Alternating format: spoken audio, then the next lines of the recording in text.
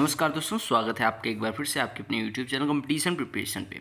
ज़्यादा कुछ बोलूँगा नहीं, एक अपनी इनिशिएटिव है जिसको हमने ट्राई दिस सीरीज़ नाम दिया है, उसका ये दूसरा वीडियो है और इसमें हम कुछ प्रश्न करने वाले हैं इस सीरीज़ में। तो चलो पहले प्रश्न पे आ जाते हैं और अच्छे प्रश्न हैं, इनको नोट करते रहें। जैसे क्या कहा गया पहले प्रश्न में, कहा गया कि एक कंटेनर है जो कम्प्लीटली जब भरा होता है वाटर से तो उसका वेट 2.25 किलोग्राम है। कंटेनर का वेट 0.77 ग्राम है जब ये 0.2 हिस्सा भरा हुआ है। तो आपको बताना है 0.4 हिस्सा भरा होगा तो इसका वेट कितना होगा। बात को समझिएगा। देखो, कोई कंटेनर है, अगर मैं मान लेता हूँ ये इस फॉर्म में कंटेनर है, ये मान लो कंटेनर इस फॉर्म में है, इस शेप में है, ठीक है। ये कंटेनर जो है इसका कुछ वेट W होगा, ठीक है, और इसमें पानी भर दिया गया पूरा, ठीक है, पूरा पानी भर दिया गया। मान लो पूरा ये जो पानी आता है वो कितना लीटर आता है, L लीटर आता है, ठीक है। तो अगर हम L लीटर पानी इसमें भर सकते हैं तो जब पानी भरने के बाद इसका वेट करेंगे तो आपका कितना आ जाएगा, कंटेनर का वेट प्लस L लीटर पानी का वेट, और ये बराबर कितना दिया गया, या L किलोग्राम पानी मान लेते हैं, तो कंटेनर का वेट प्लस L लीटर जो पानी भरा हुआ है वो मिलके है 2.25 किलोग्राम, है कि नहीं है? आपने कहा बिल्कुल है।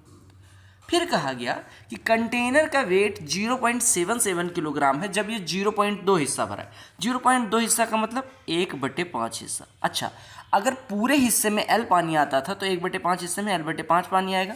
यानी आपको दिया गया कि जब हम कितना हिस्सा भरते हैं, 1/5 हिस्सा। मान लो यहाँ तक भरा हुआ है ये, ठीक है, यहाँ तक भरा हुआ, तो कंटेनर का वेट तो W रहेगा ही रहेगा, साथ ही साथ इसमें जो पानी भरा हुआ उसका मात्रा 1/5 हिस्सा भरा है तो L/5 किलोग्राम ये हो जाएगा। यानी आपको क्या दिया गया दूसरे केस में, W plus L/5 is equal to कितना दिया गया, 0.77 किलोग्राम।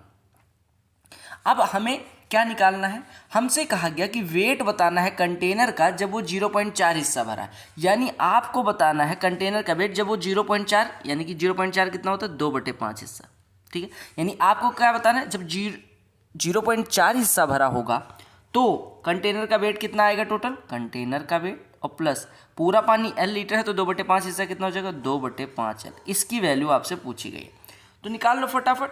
आपको L के लिए सॉल्व करना है, घटाओगे तो 4L/5 मिलेगा, जो कि हो कितना जाएगा, 15 में से 7 जाएगा 8, यहाँ पे बचेगा 11, ये 1.48 है। इससे कटेगा तो ये आपका कितना हो जाएगा, 0.37, यानी L/5 बराबर 0.37 है, ठीक है। तो यहाँ से L बराबर कितना हो जाएगा मेरे भाई, L बराबर कितना हो जाएगा, ये छोड़ो ठीक है। आपको कितना निकालना था, L/5 की वैल्यू आ गई 0.37। आपको निकालना था W प्लस 2L/5। आपको पता है W प्लस L/5, तो इसमें अगर हम L/5 और ऐड कर दें तो हमारा वेट आ जाएगा कंटेनर का। यानी कि हमसे कहा गया कि W प्लस 2L/5 निकालो, हमें W प्लस L/5 और L/5 की वैल्यू पता है तो दोनों जोड़ देंगे, इन दोनों को जोड़ दो, तो जोड़ोगे तो कितना आ जाएगा, W प्लस 2L/5 कितना हो जाएगा, 0.77 प्लस 0.37, तो ये जुड़ के कितना हो जाएगा, 7 7 14, 7 3 10 11, यानी 1.14 kg आपका आंसर हो जाएगा। ये CHSL में पूछा गया प्रश्न था, लेकिन मुझे अच्छा लगा इस वजह से करवा कि एक क्या है, सेमी सर्किल है। आपने ये जरूर पढ़ा होगा कि कोई क्वाड्रिलेटरल है जो सेमी सर्किल के अंदर बना है इस तरह से, लेकिन आपने ये बहुत कम पढ़ा होगा कि एक सेमी सर्कल एक क्वाड्रिलेटरल के अंदर बना है और आपको दिया गया AB = 4 centimetre, CD = 9 centimetre, AO = OD, यानी ये बराबर ये है। आपको AD की लंबाई पूछी गई, यानी कि इस भुजा की लंबाई पूछी गई। यहाँ पे डायमीटर की जगह पे find the length of AD कर लीजिएगा, ठीक है। तो प्रश्न बड़ा सिंपल सा है, अगर आपने थ्योरम्स पढ़ी होगी ज्योमेट्री की तो आप आसानी से कर पाएंगे। थ्योरम्स क्या कहती हैं उसी पे आके एक लाइन का क्वेश्चन, बस थोड़ा सा आपको थ्योरम्स और बेसिक पता होना चाहिए। चलो हम कर लेते हैं। देखो, आपको दिया क्या गया था, आपको दिया गया एक सेमी सर्किल है जो इंस्क्राइब्ड है इनसाइड ये क्वाड्रिलेटरल। क्वाड्रिलेटरल की कोई प्रॉपर्टी हमें नहीं पता। आपको पता है AB = 4, CD = 9, AD की लंबाई पूछी गई, AO = OD। ज्योमेट्री की एक थ्योरम है जिसमें कहा जाता है कि अगर एक लाइन खींची जाए या हम कहें ABCD एक क्वाड्रिलेटरल हो, क्या थ्योरम कहती है, थ्योरम कहती है if ABCD is a quadrilateral. आप लिख लीजिएगा, if ABCD is a quadrilateral and O is the midpoint of O is the midpoint of AD. ABCD एक क्वाड्रिलेटरल हो और इस O एक बिंदु ऐसा हो जो मिड पॉइंट हो AD का और सेंटर हो सेमी सर्किल का। देखिए सेंटर हो सेमी सर्किल का। अच्छा, सेंटर हो सेमी सर्किल का। आपसे कहा गया है कि क्या दिया गया है, आपको कहा गया कि AD क्या हो, AD एक भुजा हो जिसका मिड पॉइंट O हो और आपको दिया गया कि O जो है वो सेंटर हो किसका, सेमी सर्किल का। और आपको ये भी कहा गया कि जो डायमीटर हो सेमी सर्किल का वो AD पे लाई करता हो। ये सेमी सर्किल चारों भुजाओं को टच करना चाहिए। तो थ्योरम आपकी क्या कहती है, वही थ्योरम पे बात करने वाले हैं। फिर से समझिएगा, आपको दिया जाता है कि ABCD एक क्वाड्रिलेटरल हो, जो ये हमारा सर्किल होना चाहिए सेमी सर्किल, वो तीन भुजाओं को इसके टच करना चाहिए। टच कर रहा है। ओ मिड पॉइंट होना चाहिए किसका, AD का। और जो सेमी सर्किल का जो डायमीटर होना चाहिए वो किस पे लाई करना चाहिए, किस पे रेस्ट करना चाहिए, जिस भुजा को ये टच नहीं कर रहा उस पर कंप्लीटली लाई करना चाहिए।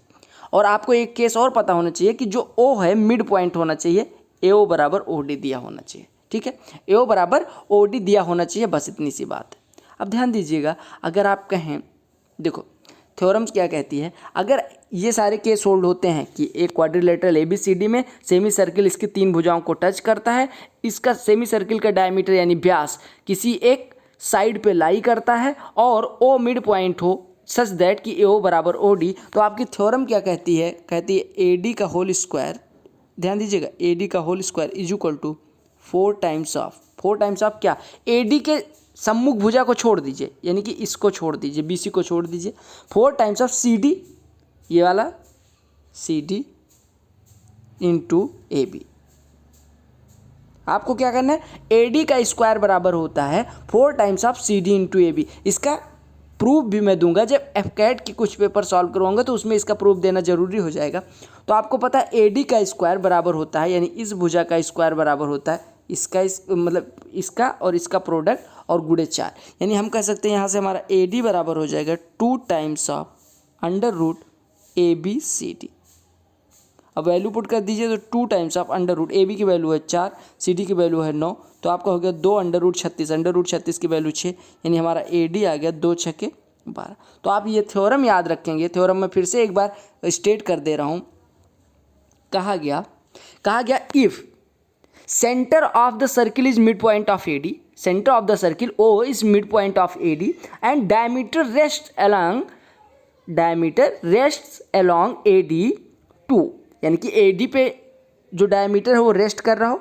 और एक चीज़ और होना चाहिए जो मोस्ट इंपॉर्टेंट चीज़ है कि the semi circle touches all it's sides. All it's side किस प्रकार से, कि तीन साइड को टच करता हो, एक पे इसका डायमीटर लाई करता हो। तो आपको ये थ्योरम यूज कर देनी है। आपको एक सेमी सर्किल दिया हो, आपको एक क्वाड्रिलेटरल दिया गया हो, ये केसेज होल्ड हो रहे हैं, आपको ये थ्योरम धड़ाक से यूज कर देनी। तो क्वेश्चन कितने सेकंड का था, 10 सेकंड का। आप कहते हैं कि 4, 9 का गुणा 36, 36 का वर्गमूल 6, 6 का दूना 12, इसकी लंबाई हो जाएगी। और मुझे लगता है कि अगर ये क्वेश्चन आपके एग्जाम में आएगा तो एक फार्मूला जानने के बाद ये क्वेश्चन बड़ी जल्दी कर लेंगे। अगर वो फार्मूला नहीं पता हो तो हो सकता है आपसे ना हो ये क्वेश्चन, और मेंस के दृष्टिकोण से ये ज़्यादा इंपॉर्टेंट है। तो चलिए क्वेश्चन देखते हैं, और इसका एक फार्मूला होता है।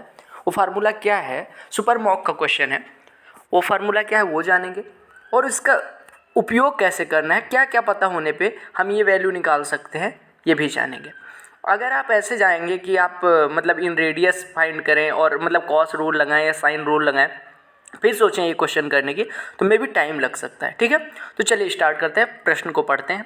कहा गया if in radius of a triangle ABC is 11 centimetre and perimeter of the triangle is 112 centimetre, find cot A/2 plus cot B/2 plus cot C/2। आपसे कहा गया कि अंतः त्रिज्या किसी त्रिभुज ABC की 11 सेंटीमीटर है और परिमाप यानी कि परिधि दी गई है आपको ट्राइंगल की 112 सेंटीमीटर। आपको फाइंड क्या करना है, cot A/2 plus cot B/2 plus cot C/2।